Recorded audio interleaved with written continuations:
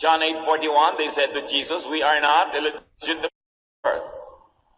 Na ang parang clue nito siya sabi, kami, kilala namin kung sino ama namin, ikaw, kilala mo ba? Hanggang ngayon, maraming mga tao nare-reject dahil sa kung sino ang magulang nila, kung kailan sila ipinaglihi, and all of that. Can't we just treat people as individuals instead of treating them as children of their parents, labeling them as members of so-and-so family?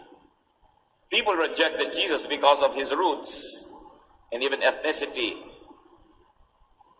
John 1:46, when told about Jesus, Nathanael asked, "Can anything good come from Nazareth?" Knowing that Jesus is a Nazarene. Ginajudge siya, dire-reject kung saang bayan siya lumaki at kung taga-ron siya. Can't we treat people as individuals instead of blocking them with certain groups? Ito Nazarene, ito Southerner, ito Northerner, etc. People rejected Jesus because of his ministry, because of his vocation. Mark 3:21-22, when Jesus' family heard what he was doing, they thought he was crazy and went to get him under control. Some teachers of the law of Moses came from Jerusalem and said, "This man is under the power of Beelzebul, the ruler of demons. He is even forcing out demons with the help of Beelzebul." So sariling pamilya ni Jesus, hindi naniwala sa kanyang ministry at pinagkamalan siyang baliw. In fact, they came to collect him and put him under control. His family accused him of being crazy. The religious leaders accused him of being itatwa. Different, unconventional ideas and teachings were also the reasons why Jesus was rejected. Kakaiba mag-isip, kakaiba ang takbo at direksyon ng kanyang iniisip, therefore ni-reject. Luke 4:28-29. When the people in the meeting heard Jesus say this, they became so angry that they got up and threw him out of town. They dragged him to the edge of the cliff on which the town was built because they wanted to throw him down from there. So you don't want the idea, so you kill the thinker. You don't like the message, you kill the messenger. Can't we just refuse the idea without rejecting the whole person? There's a lot of rejection that happened in Jesus' life. And why are we essaying this now? Because the same rejections happen. Pwede natin sabihin, hindi ko gagawin yan kay Jesus, pero maaaring ginagawa natin sa sarili nating anak, magulang, asawa, kapatid, kaibigan, kapitbahay. People rejected Jesus because of his brilliance, because of his celebrity and popularity. Matthew 27:18, Pilate knew that the leaders had brought Jesus to him because they were jealous. Must we really extinguish the brighter flame? But you say, Jesus was born that way. All of those reasons why he was rejected were actually natural to him. He was born that way. And we reject people based on the same reasons. Therefore, many of us are unhappy. When we reject people, especially people who are close to us, there's a part of us that dies, that also gets rejected. Pag ang sariling anak ay tinatatwa ang magulang, pag ang magulang, nire-reject ang anak. Pag ang asawa, nire-reject yung kapartner niya, may bahagi ng puso mo na hindi lang nasusugatan, kundi namamatay. At hindi lang yon, sa kanilang puso rin, may nasusugatan, may namamatay. Kaya maraming kalungkutan ang tao. Maraming mga pamilya hindi masaya kasi hindi nila tinatanggap ang isa't isa. Nagagalit sila, tinatatwa, itinatapon. Or, if we don't reject people, we force them to change to suit our fantasies, making life miserable for them and also frustrating us because we can never change people. People change when they let God change their minds. And as soon as they change their minds, they change their thoughts, their actions change, their words change, their habits change, they change. But it must be the person herself, with God's help. If the person is convinced in her or in his mind that change is indeed in order. is so much easier to accept others than to make them change to suit your needs and wants. Because you're not the only one who wants them to change. Everybody else wants this same person to change the way they want. How can we be happier? Paano masasaya ang mga pamilya, mga magkakaibigan? Several solutions. The solutions are to stop attempts at wholesale changing of people. Nabibigo lang naman tayo yung pinipilit nating baguhin ang tao. Mapapagod ka kasasabi, magagalit ka, magagalit din siya, magkakalayo lang kayo. It's a solution that doesn't really work. Or to start accepting people's nature, which is what Jesus modeled. Jesus accepted people. How soon before people like us will understand that Jesus began by accepting people? He began his ministrations to people by accepting them as they were, where they were. Hindi niya require ang mga tao na magbago bago niya tanggapin. Tinatanggap niya muna, tapos dahil sa kanyang pag-ibig, dahil naliliwanagan, nagbabago. Kusang nagbabago sa tulong ng Diyos. The Lord wants us to understand that people are people and they are that way because they were created that way. Yes, indeed, some people are that way because of nurture, but it's really mostly because of their nature. Nurture, you probably can change up to a point by counter-nurture. But nature, how can you change that?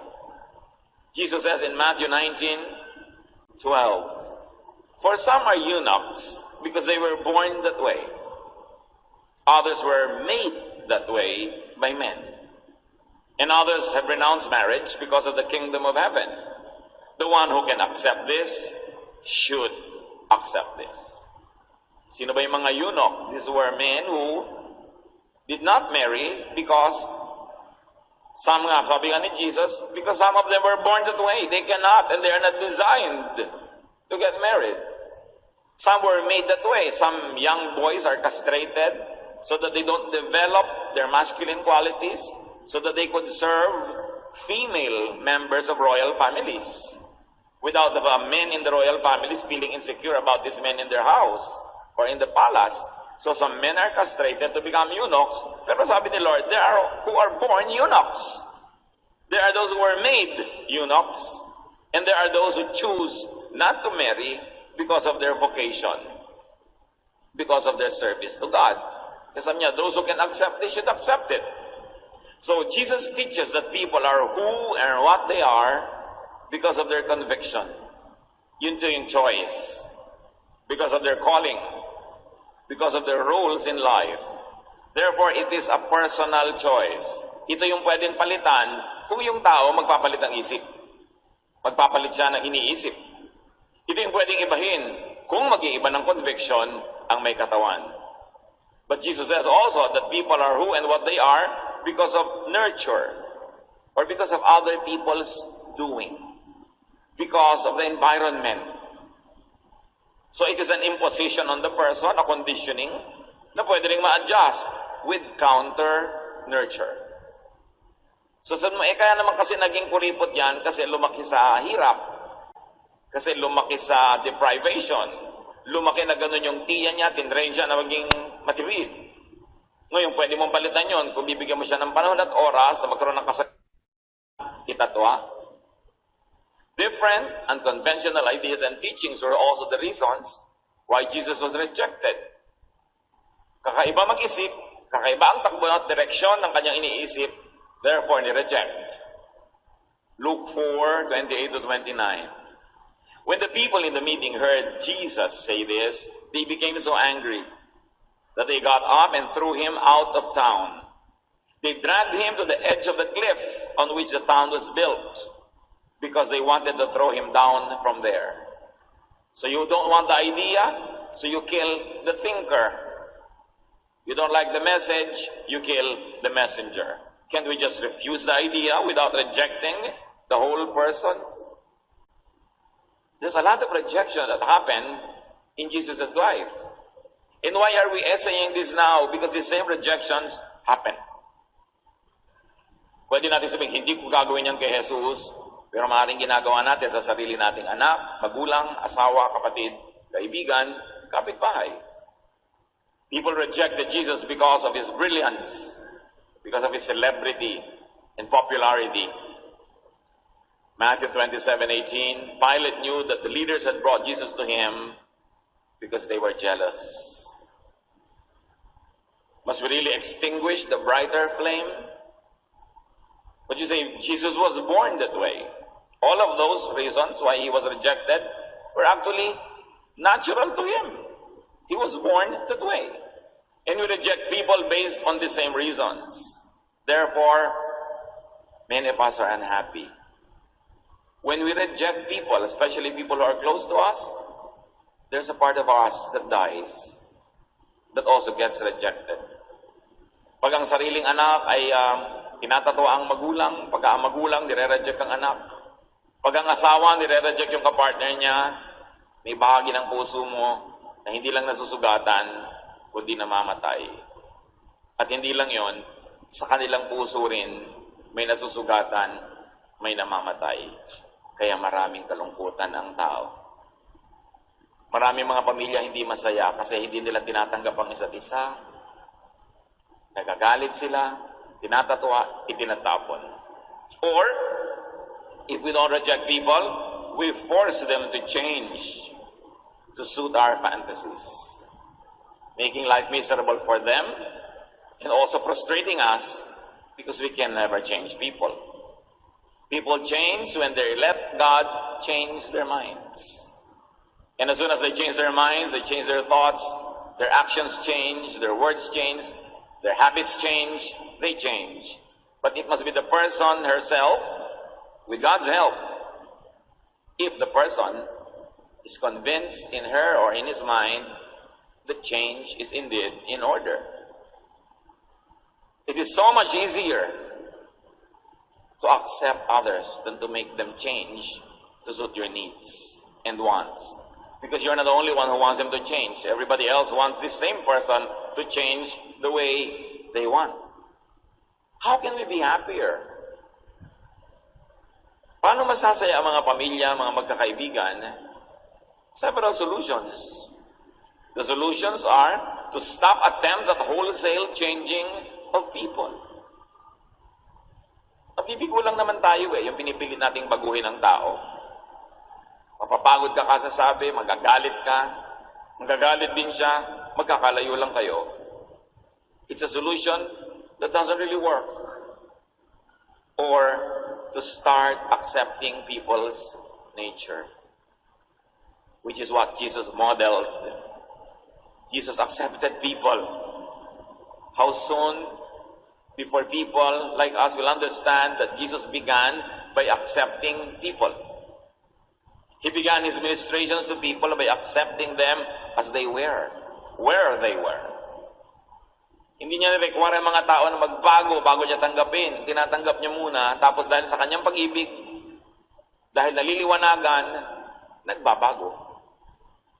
Kusang nagbabago sa tulong ng Diyos. The Lord wants us to understand that people are people and they are that way because they were created that way. Yes, indeed, some people are that way because of nurture, but it's really mostly because of their nature. Nurture, you probably can change up to a point by counter-nurture, but nature, how can you change that? Jesus says in Matthew 19:12, "For some are eunuchs because they were born that way. Others were made that way by men. And others have renounced marriage because of the kingdom of heaven. The one who can accept this should accept this." Sino ba yung mga eunuch? These were men who did not marry because some nga, sabi nga ni Jesus, because some of them were born that way. They cannot and they are not designed to get married. Some were made that way. Some young boys are castrated so that they don't develop their masculine qualities, so that they could serve female members of royal families. without the men in the royal families feeling insecure about these men in their house or in the palace. So some men are castrated to become eunuchs. Pero sabi ni Lord, there are who are born eunuchs. There are those who are made eunuchs. And there are those who choose not to marry because of their vocation, because of their service to God. Kasi sabi niya, those who can accept, they should accept it. So Jesus teaches that people are who and what they are because of their conviction. Yun to yung choice. Because of their calling. Because of their roles in life. Therefore, it is a personal choice. Ito yung pwedeng palitan kung yung tao magpapalit ng isip. Magpapalit siya ng iniisip. Ito yung pwedeng ibahin kung mag-iiba ng conviction ang may katawan. But Jesus says also that people are who and what they are because of nurture or because of other people's doing. Because of the environment. So it is an imposition on the person, a conditioning, na pwede rin ma-adjust with counter-nurture. So kaya naman kasi naging kuripot yan kasi lumaki sa hirap. Kasi lumaki sa deprivation. Lumaki na ganun yung tiya niya, tinrain siya na maging matiwid. Ngayon, pwede mong palitan yon kung bibigyan mo siya ng panahon at oras na magkaroon ng kasakit. Therefore, people are people because of genetics. It is inborn. Hindi pwedeng ibahin ng may katawan o ng ibang factor. Kahit pumutok ang bulkan, tamaan siya ng kidlat, kumulog, kainin siya ng lupa, hindi siya maiiba kasi born that way. So tatlong reason, bakit tayo ganito? Una, pinili natin, pwede tayong pumili ng iba. Second, napuwersa tayo dahil ganun ang ating kapaligiran. Pwedeng palitan ang kapaligiran, therefore mapapalitan din yung kung ano man tayo at merong isinilang ka na talaga na ganun. Kahit ano pa mangyari, hindi na yun may iba. Those people were formed and born that way. Why are we discussing these three types and reasons why people are who they are? Because it will help us understand and accept people. It will also guide us in ways that we can influence people positively with realistic expectations of how much we can influence people, how much we can be factors in changing them, and how much we should just accept. Psalm 58 verse 3, even from birth, the wicked go astray. From the womb, they are wayward and speak lies. Of course, very metaphorical, symbolic, this is poetry, but the message is the same. May mga taong likas na gano'n na. Pinanganak na silang ganon. Pinaglilihi pa lang sila, ganon na sila. Kulang na lang sabihin genes eh. Genetics. They did not have the word for it, but they're actually talking about it. People and other creatures are who and what they are because of genes. Genesis 30, 38 to 39. When the flocks were in heat, they mated, and they bore young that were streaked or speckled or spotted. Siyempre, kung ano yung magulang, ganun yung anak. Predetermined from and by the genetic pool. There are people who are predisposed to be this or that because that is their genetic composition. They don't become like that. They were designed, made, and born like that. To be that. At habang iniisip natin ito mga kapatid, i-apply natin agad sa inyong magulang, sa inyong anak, sa inyong kapatid, sa inyong kabiyak, kaibigan. Baka ang laki-laki ng tunggalin ninyo na pinipilit niyo siyang ibahin, meron siguro talagang pwedeng iba kung conviction o decision lang niya maging ganon. Meron naman na palaki lang kasi siyang ganon, pwede mo namang i-reprogram, pero meron talagang ipinaglihi pa lang siya, ganon na. Dapat nating kilalanin yon para gumanda, umayos ang ating pakikitungo sa kapwa. At hindi maging full of pressure. Maraming mga wives ang reklamo, ang husband sila tamad. Ewan ko kung may nakita na kayong tamad na sumipag. Pero most of the people that I know of and have heard about, kinakamatayan na nilang tamad. Sa katamaran nga nila, ayaw nilang mamatay dahil tinatamad silang mamatay. Ngayon, kung nagre-reklamo ka, ang asawa ko po tamad, araw-araw reklamo mo, buwan-buwan, taon-taon, hindi ka nasasaya. Mas madali na sigurong tanggapin mo na lang talaga, no return, no exchange, tamad ang napangasawa mo. Hindi lang naman husband, kuminsan wife. Ayaw nang bumangon. Hindi naman tasa, pero lagi nakatihaya. Ayaw magligpit, ayaw maghugas. Eh, yan ang napakasalan mo. Dapat kilalanin mo bago mapakasalan. Sa palagay mo, magbabago dahil lang nagpakasal kayo? Mabibigo ka. At tatahimik ang buhay mo kung tatanggapin mo na lang yon. Kaya araw-araw hidwaan. Ang uwi, hiwalay. Makikipagsapalaran ka ngayon, papartner ka uli sa iba. Ang sipag nga, pero OC. Talagang kahit nakahiga ka na, papabangunin ka pa niya para ayusin niya yung sapin ng kama ninyo. Nabaligtad naman, pero hindi mo rin yun mababago. Marriage is acceptance. It's not a reformatory institution. When people ask me, do you think, Pastor, I'm ready to get married? I say, are you ready to accept everything about the person you will marry? That you cannot change that person and you should not even attempt. Because you will be a grand failure. So I'll pray that God will change him. God does not change people. Dapat nating ma-realize yun. Sabi nga niyo, be changed by the renewing of your mind. God helps us change by the renewing of our mind. But first you have to decide that you want to change. And if the person does not decide to change himself or herself, no outside force can change a person. Punishment, reward can alter behavior, but only for a while. When the punishment or the reward is not there anymore, the person will revert to himself, to herself. Meron talagang kanya-kanyang katangian ng tao. At ang maraming gulo ng buhay, hindi natin ina-appreciate yung katangian niya at ang pinipilit natin, baguhin siya. Genesis 1:11 to 25. I shall read only parts of it. Then God said, let the land produce vegetation according to their various kinds. And it was so. God created the great creatures of the sea according to their kinds, and every winged bird according to its kind. God made the wild animals according to their kinds, the livestock according to their kinds, and all the creatures that move along the ground according to their kinds. Paulit-ulit, isa lang ibig sabihin, genes. Meron talaga sa kahimay-mayan, kaloob-looban ng ating dugo, buto, laman, nakadikta kung magiging ano tayo. Kaya kahit kailan yung tao, magiging tao. Pag dalawang tao ay nagkaroon ng tao sila. Kaya sinasabi ng matatanda, ang santol ay di namumunga ng mangga. Yes, kung yung santol, siya mismo santol siya, ibig sabihin hindi siya magiging mangga kahit kailan.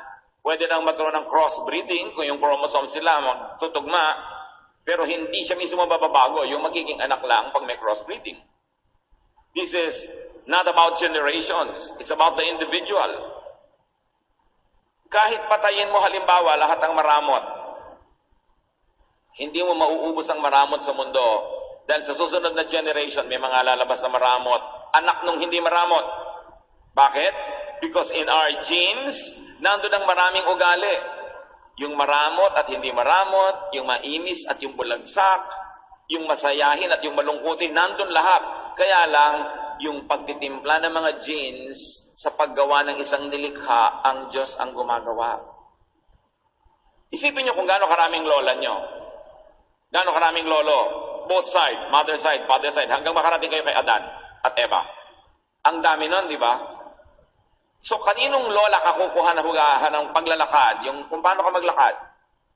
Kaninong lolo ka kukuha ng korte ng ilong? Kaninong lola ka kukuha ng sungit o ng bait? Yun tinitimpla ng Diyos. At pag tinimpla ka na, ikaw na yun. Pero dala-dala ng genes mo, yung ibang ugali na hindi lumabas sa'yo, lalabas sa anak mo. Kaya kung minsan yung mga sakit ng pamilya, dumulundag. Hindi lumalabas sa generation na ito, pero sa mga anak, maglalabasan. Because there are recessive and dominant genes. Some genes dominate and become very pronounced in one person, while the recessive genes are lying, sleeping in that person, ready to come alive in another generation. Kung sinong makasama naman niyang kapartner nitong tao na ito na meron ding mga sarili-sariling ninuno. In other words, ang daming posibilidad ng tao, kaya uubusin mo lahat yung ganitong uri ng tao para maubos, hindi ka magtatagumpay. Next generation, maglalabasan yung mga traits na yun uli. So, anong ibig sabihin ng lahat ng yan? All creatures and their genes are created and designed, constituted, and reconstituted by God. Kaya pagka ang isang babae at isang lalaki ay nagkaroon ng anak, malay nila ako. Ano magiging 139:13? For you created my inmost being. You knit me together in my mother's womb. Alam nila yun nung araw. Isipin nyo yan. Iba lang ang terminology. And this uniqueness of an individual is applying to all, to everyone. Lahat kakaiba. Walang magkamukhang magkamuka kahit kambal. John 1:1-4, in the beginning was the one who is called the Word. And with His Word, God created all things. Nothing was made without the Word. Everything that was created received its life from Him. And His life gave light to everyone. Malinaw na malinaw. Walang nilikha na hindi nilikha na kasama si Jesus sa paglikha. Walang nilikha na tumanggap ng anumang buhay na hindi galing sa Diyos. All people, even those you don't like, are created by God. Satan does not create. Satan only steals, kills, and destroys. God na nag-create. So, ibig niyo po sabihin, kahit yung tatay ko, kahit yung tiya ko, kahit yung kapitbahay namin, lahat Diyos ang lumikha. Diyos lang ang pwedeng lumikha. Eh, bakit gano'n ang ugali? Eh, ikaw, ba't ganyan ka? Meron tayong mga katangian, depende kung anong hahanapin at tititigan mo sa isang tao.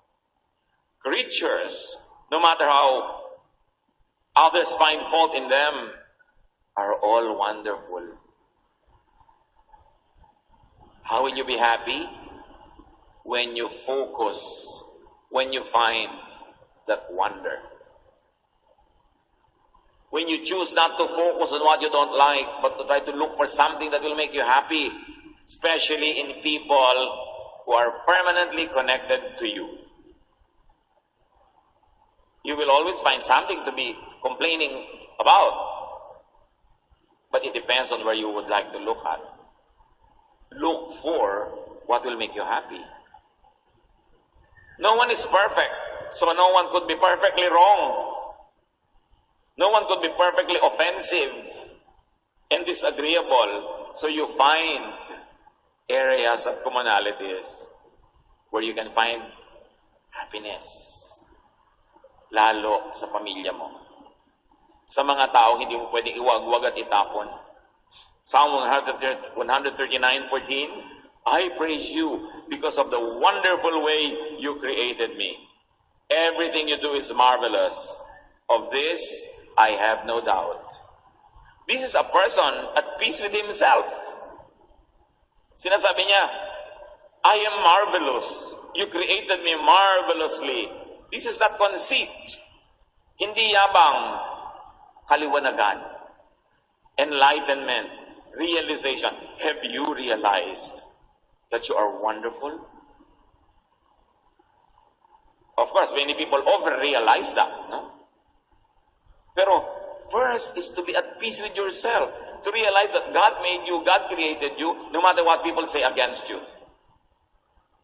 Sometimes we are conditioned to think lowly and to think negatively of ourselves because of what people say or expect. But a person who says, I thank you, God, because you made me wonderfully, you are at peace with yourself. And that can be the beginning of being at peace with others too. Because once you have accepted yourself and appreciated how you were created by God, you will be ready to appreciate others. Many of us are unable to appreciate others because we have not appreciated ourselves yet. You cannot give what you do not have. Yes, sabi ni Lord, love others as you love yourself. Hindi sinabing love others only. The presumption is you will love yourself. That is good. But don't stop at that. Love others also the way you love yourself. So appreciate yourself. Appreciate God who made you. Stop complaining about what you do not have and start being thankful for what you have. You cannot have everything. Although all the genes and all the potentials are in you, only one of those genes would be dominant in your life. Kaya kailangan, huwag na tayong magpagod trying to always be somebody else. Desiring this man's art or that man's scope with what I most enjoy, contented least. Sabi ni Shakespeare. Hinahanap mo sa iyo yung wala. Hindi mo tuloy napapansin yung nandyan. Hinahanap mo sa kapwa mo yung wala. Hindi mo tuloy napapansin kung ano ang mayroon. And this is where happiness lies. In finding people to be wonderful. Di ba yung mga tao nagpapaligaya sa inyo, yung nakikita nyo wonderful siya. Pero sabi ng Bible, everybody is wonderful. Kailangan lang mahanap mo yun kung ano yung wonder sa kanya. Creatures are not to complain about how they or others are made. Isaiah 45:9, the Lord said, Israel, you have no right to argue with your Creator. You are merely a clay pot shaped by a potter.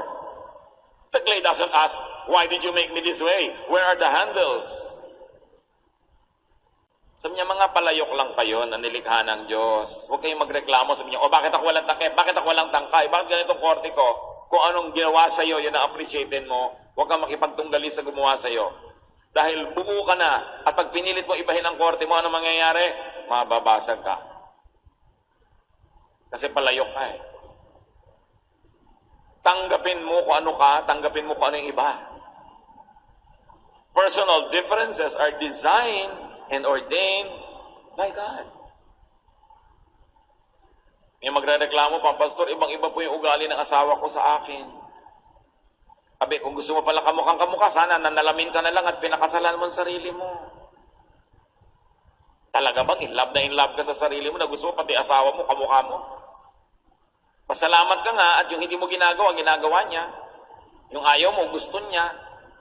At least, gusto niya yung likod ng bangos, gusto mo yung tiyan. Diba, ang sarap niya kasama kumain. Eh kung pareho kayo ng gusto ng lagi, di magko-compete lang kayo, appreciate the difference. Ephesians 4:11-12, the gifts He gave were that some would be apostles, some prophets, some evangelists, some pastors and teachers, to equip the saints for the work of ministry, for building up the body of Christ. You see, even spiritual gifts were designated by God, different, one from another, so that when people are together, they become complete. Kaya hindi ibinigay sa lahat ng katangian, para yung katangian ng iba, ang pakinabangan mo, yung katangian mo, pakinabangan niya, para magsama-sama tayo. Kasi sa pagsasama-sama, masaya. Eh kung kaya mo mga anak mag-isa para kang gabi, sasaya ka ba? Siyempre gusto mo namang may anak sa'yo bago ka manganak naman lamang, no? So kailangan mo ang tao. At dahil kailangan natin ang isa't isa, at dahil tayo magkakaiba, anong kailangan mangyari para tayo manatili magkakasama? Hindi ba to accept the differences? So that there would be unity and harmony.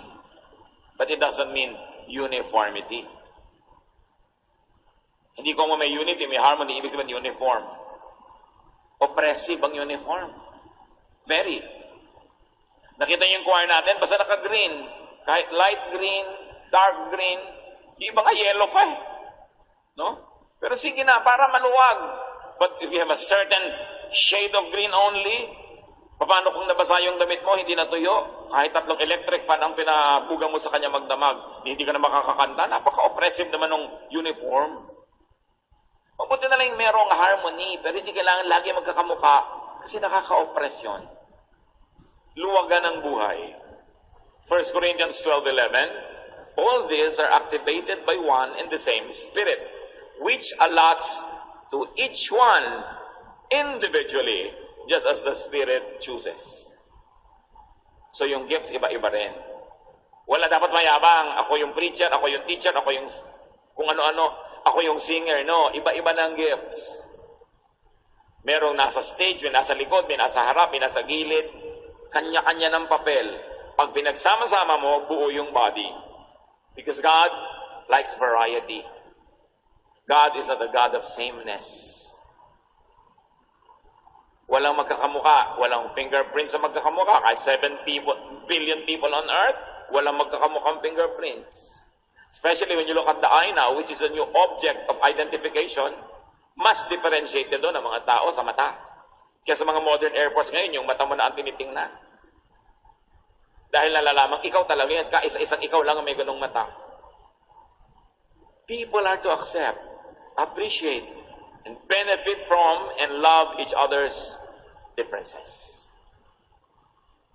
It's the only way to be happy. Romans 15:7, honor God by accepting each other as Christ has accepted you. And how has Christ accepted us? Unconditionally. Nawawala yung tension when you accept. When you reject, may tension. Therefore, there is happiness. Accept your child, even though you had other ideas what your child should have been. God created your child. Accept. Meron tayong mga katangian, depende kung anong hahanapin at tititigan mo sa isang tao. Creatures, no matter how others find fault in them, are all wonderful. How will you be happy? When you focus, when you find that wonder. When you choose not to focus on what you don't like, but to try to look for something that will make you happy, especially in people who are permanently connected to you. You will always find something to be complaining about, but it depends on where you would like to look at. Look for what will make you happy. No one is perfect, so no one could be perfectly wrong. No one could be perfectly offensive and disagreeable. So you find areas of commonalities where you can find happiness. Lalo sa pamilya mo. Sa mga taong hindi mo pwedeng iwagwag at itapon. Psalm 139:14, I praise you because of the wonderful way you created me. Everything you do is marvelous. Of this, I have no doubt. This is a person at peace with himself. Sinasabi niya, I am marvelous. You created me marvelously. This is not conceit. Hindi yabang, kaliwanagan, enlightenment, realization. Have you realized that you are wonderful? Of course, many people over-realize that, no? Pero first is to be at peace with yourself. To realize that God made you, God created you, no matter what people say against you. Sometimes we are conditioned to think lowly and to think negatively of ourselves because of what people say or expect. But a person who says, I thank you, God, because you made me wonderfully, you are at peace with yourself. And that can be the beginning of being at peace with others too.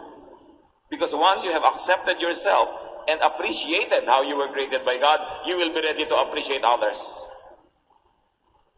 Many of us are unable to appreciate others because we have not appreciated ourselves yet. You cannot give what you do not have. Kaya sabi ni Lord, love others as you love yourself. Hindi sinabing love others only. The presumption is you will love yourself. That is good. But don't stop at that. Love others also the way you love yourself. So appreciate yourself. Appreciate God who made you. Stop complaining about what you do not have and start being thankful for what you have. You cannot have everything. Although all the genes and all the potentials are in you, only one of those genes would be dominant in your life. Kailangan Huwag na tayong magpagod trying to always be somebody else. Desiring this man's art or that man's scope with what I most enjoy, contented least. Sabi ni Shakespeare. Hinahanap mo sa iyo yung wala. Hindi mo tuloy napapansin yung nandyan. Hinahanap mo sa kapwa mo yung wala. Hindi mo tuloy napapansin kung ano ang mayroon. And this is where happiness lies. In finding people to be wonderful. Di ba yung mga tao nagpapaligaya sa inyo, yung nakikita nyo wonderful siya. Pero sabi ng Bible, everybody is wonderful. Kailangan lang mahanap mo yun kung ano yung wonder sa kanya. Creatures are not to complain about how they or others are made. Isaiah 45:9, the Lord said, Israel, you have no right to argue with your Creator. You are merely a clay pot shaped by a potter. The clay doesn't ask, why did you make me this way? Where are the handles? Sabi niya, mga palayok lang kayo na nilikha ng Diyos. Huwag kayong magreklamo. Sabi niya, bakit ako walang takip? Bakit ako walang tangkay? Bakit ganitong korte ko? Kung anong ginawa sa'yo, yun ang appreciatein mo. Huwag kang makipagtunggali sa gumawa sa'yo. Dahil buo ka na, at pag pinilit mo ibahin ang korte mo, ano mangyayari? Mababasag ka. Kasi palayok ka eh. Tanggapin mo kung ano ka, tanggapin mo kung ano yung iba. Personal differences are designed and ordained by God. Yung magre-reklamo pa, Pastor, ibang-iba po yung ugali ng asawa ko sa akin. Abi, kung gusto mo pala kamukhang kamukha, sana nanalamin ka na lang at pinakasalan mo ang sarili mo. Talaga bang in love ka sa sarili mo na gusto mo pati asawa mo, kamukha mo? Pasalamat ka nga at yung hindi mo ginagawa, ginagawa niya. Yung ayaw mo, gusto niya. At least, gusto niya yung likod ng bangos, gusto mo yung tiyan. Di ba? Ang sarap niya kasama kumain. Eh kung pareho kayo ng gusto ng lagi, di magko-compete lang kayo. Appreciate the difference. Ephesians 4:11-12, the gifts He gave were that some would be apostles, some prophets, some evangelists, some pastors and teachers, to equip the saints for the work of ministry, for building up the body of Christ. You see, even spiritual gifts were designated by God, different, one from another, so that when people are together, they become complete. Kaya hindi ibinigay sa lahat ng katangian, para yung katangian ng iba, ang pakinabangan mo, yung katangian mo, pakinabangan niya, para magsama-sama tayo. Kasi sa pagsasama-sama, masaya. Eh kung kaya mo mga anak mag-isa para kang gabi, sasaya ka ba? Siyempre gusto mo namang may anak sa'yo bago ka manganak naman lamang, no? So kailangan mo ang tao. At dahil kailangan natin ang isa't isa, at dahil tayo magkakaiba, anong kailangan mangyari para tayo manatili magkakasama? Hindi ba to accept the differences? So that there would be unity and harmony. But it doesn't mean uniformity. Hindi ko mo may unity, may harmony, ibig sabihin uniform. Oppressive ang uniform. Very. Nakita niyo yung choir natin, basta naka-green. Kahit light green, dark green, yung iba nga yellow pa eh. No? Pero sige na, para maluwag. But if you have a certain shade of green only, paano kung nabasa yung damit mo, hindi natuyo? Kahit 3 electric fan ang pinabuga mo sa kanya magdamag, hindi ka na makakakanta. Napaka-oppressive naman ng uniform. Mabuti na lang merong harmony, pero hindi kailangan lagi magkakamuka kasi nakaka-oppress yun. Luwagan ng buhay. 1 Corinthians 12:11, all these are activated by one and the same Spirit, which allots to each one individually, just as the Spirit chooses. So yung gifts, iba-iba rin.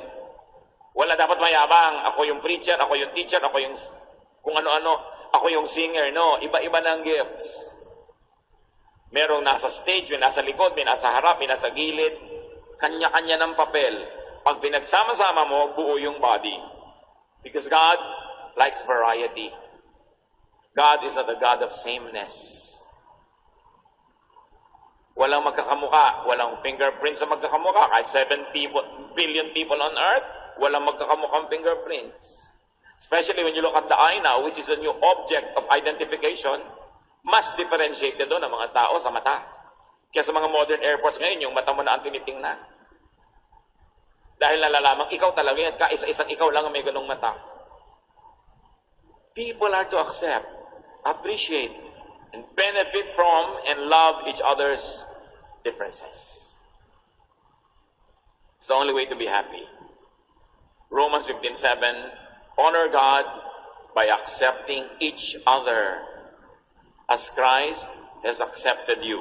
And how has Christ accepted us? Unconditionally. Nawawala yung tension when you accept. When you reject, may tension. Therefore, there is happiness. Accept your child, even though you had other ideas what your child should have been. God created your child. Accept. Hindi naman napipili yan. Accept your brother and sister. Accept your spouse, very especially. Kasama na ang mother-in-law. Unique din siya. Meron din siyang wonder. Accept your friend. Accept your neighbor. Kailan kaya tayo tatablan nung turo na to ni Jesus? Do not reject people because of their nature. You will only find yourself fighting a losing battle. Do not reject people because of their nurture. If you want, you may offer a counter nurture, but it depends on the person, if the person would react to and accept it. Do not reject people because of their minds. And do not label them crazy or demonic just because they think another way. Tama na yan. Boring na yung pagpipilit natin na yung ibang tao maging korte according to our mold. Stop judging, rating, and labeling people. Stop rejecting people for who they naturally are. Kaya yung mga you reject people because of the color of their skin, because of the texture of their hair, because of their height, because of their accent. Ang mangyayari, sobrang stressful. And stop rejecting yourself for who you naturally are. Aside from doable cosmetics, to exaggerate in trying to change yourself means you are not accepting yourself. Diba, if you were given by the Lord ng ganitong size lang ng breast, edi yun. Bakit naman kailangan palakihin mo hanggang magkasub-sub-sub ka habang naglalakad ka? Kaya tuloy napapahamak, takot-takot ang mga procedure because of self-rejection. Accept yourself. Yung iba sa sobrang pagtutuwid ng mga kulot nilang buhok, nakakalbo pa. Dahil mga mali-maling chemical lang nalalagay sa buhok. Di ba? Yung naglalagay ng mga cheekbone. Minsan pagtakbo, bumababa dito. Kahihila ng mukha, yung pusod, nasa pisngi na. Akala mo dimple. It might look funny, but people are oppressed. People get oppressed. And especially if they have the money to afford the oppression, they keep changing themselves. When will you be at peace with yourself? Up to a point, we can enhance here and there, but don't endanger your health. Napakahalaga yung self-acceptance because Jesus accepts you. And Jesus, God, our Father in heaven, created you. Also, stop trying to change people to suit your wants. Yung batang kaliwete, kaliwete yun. Huwag mo siya i-condemn. Walang masama doon. Mas maging friendly ka sa kanya. Igawa mo siya ng kotse na yung cambio nasa kaliwa. Sobra tayo mag-oppress ng minorities, no? Dapat nating tanggapin. Ito yun. Hindi siya magaling sa math. Huwag mong pilitin na maging engineer. Gusto niya ng arts. Hayaan mo siya. Created that way. Para stop trying to change your spouse or child or parent to suit your fantasies. Mabibigo ka lang. Kamumuhian ka lang, lalayuan ka lang. Jeremiah 13:23, can you ever change and do what's right? Can people change the color of their skin Or can a leopard remove its spots?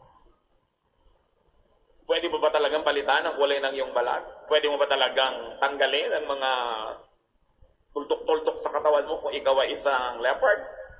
Mga stripes kung ikaw ay tiger or zebra? The answer is no. You are made that way. So start or continue understanding, accepting, appreciating individual persons. Not class of persons, but individuals. Start appreciating genes, nature, manufacture, design, function, and uniqueness. 1 Corinthians 12:30. Not everyone can heal the sick. Not everyone can speak different kinds of languages. Not everyone can tell what these languages mean. Pati gifts, iba-iba. So we should start appreciating differences, differentness. Si Lord Jesus, marami siya talagang ibang kakaibang approach.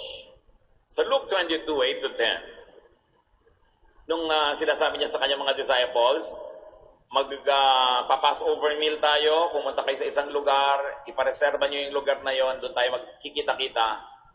Mga disciple, hindi nila alam kung saan pupunta. Anong sabi ni Lord? So Jesus said to Peter and John, "Go and prepare the Passover meal for us to eat." But they asked, "Where do you want us to prepare it?" Jesus told them, "As you go into the city, you will meet a man carrying a jar of water. Follow him into the house." Superficially, it looks very innocent. It doesn't mean anything, especially if you don't understand the sentence culturally. But the message is in the details. So who would lead them to where they would do the Passover meal? A man carrying a water jar. In the Middle East, even in Israel, usually it is the women who carried jars of water. Kaya mga babae ang may buhat ng mga palayok na may tubig. Sa ating mga Kalinga people up in the north, patong-patong na palayok para makatipid ang pagbabalik-balik sa ilog. No? Mga babae pa rin. How would a Jewish man look when he carries a water jar? Paano yun? A very different man led Jesus' disciples. Ganyan. Lalaking may dalang palayok. Gawin yung Kalinga. Ganyan. Drawing ni Manolet. Di ba kakaiba? Lalaking may buhat na palayok. Kahit sa mga kanta natin, ang babae ang pumupunta sa balon, ano ang nangyari? Nabasag ang banga. Pati nga yung nakakatawang legend ng kalamba, babaeng may dalang kalanbanga. Which of course is outrageously crazy to believe. Pero babae ang nagdadala ng palayok. This time, Jesus in His infinite wisdom and humorous style, Jesus makes a statement. Some people are simply different. Some men carry jars. Some men do what women do. They too could lead and they can be used by God. Yung meaning ng mga ginagawa ng Panginoon for people to be sensitive to others and to let others be themselves. And when Jesus chooses and uses an unconventional, a different man, don't say that that man isn't fit to serve. Sabi mo, ay, kalalaki mong tao, may dala kang palayok, hindi pwede. But that is the guy that Jesus chose. God uses donkeys, ravens, and even Rahabs to do His will. Rahab at least operated a brothel or was a prostitute herself. But she was chosen by God to be an instrument in the salvation of the spies. And she even joined the family tree of Jesus. Kalolalahan ni Jesus, si Rahab. God chooses whom God chooses. Kung isa nga, mas mahigpit pa tayo kaysa sa Diyos. The message, brothers and sisters, Jesus accepts people. Jesus accepted people's nature, and His love empowered them to change or to improve through nurture. Jesus accepts first. No qualification. Kaya nga yung kanyang mga disciple, puro mga by today's standards, the disciples of Jesus could never become deacons in today's churches. Hindi sila qualified. Kasi mas mahigpit pa tayo eh. Mas humigpit pa tayo kaysa kay Jesus. And the trouble with institutional religion is its one-track mission to change people. One time I was passing by a bookstore, nakalagay malaking karatula sa labas, books that can change your life. And you say, who said that I want to change? Why do you presume that I must change? And this is the judgmentalism of religion. At the door, if only they could put up a sign would say, bagay ka ba dito? Bagay ba yung damit mo dito? Bagay ba yung buhok mo dito? O may tattoo ka, bagay ka ba dito? O ang hikaw mo nasa pusod, bagay ka ba dito? Yung rejection, the church has mastered the art and science of rejection instead of acceptance. That's why even in the church, there's a lot of misery and tension and stress and pretense. But if we would just go back to the style of Jesus, to accept first, then love and nurture, and let the person react to that nurture, and be empowered by God to change for the better, to change from glory to glory, then there will be more love, and there will be more happiness. The church, the home, should be sanctuaries of love and unconditional acceptance. You cannot force people to change. They have to make up their own minds to do that. But you create a good climate, a good environment in which they would decide to change for the better. So open up to God's deeper and more basic character and thought. Review. Go back to Jesus. And then accept others and yourself as God is designed and accepts you. You would be happier. Others would be happier. Happiness is in changing what you can and in accepting what you cannot. What should you accept about your child?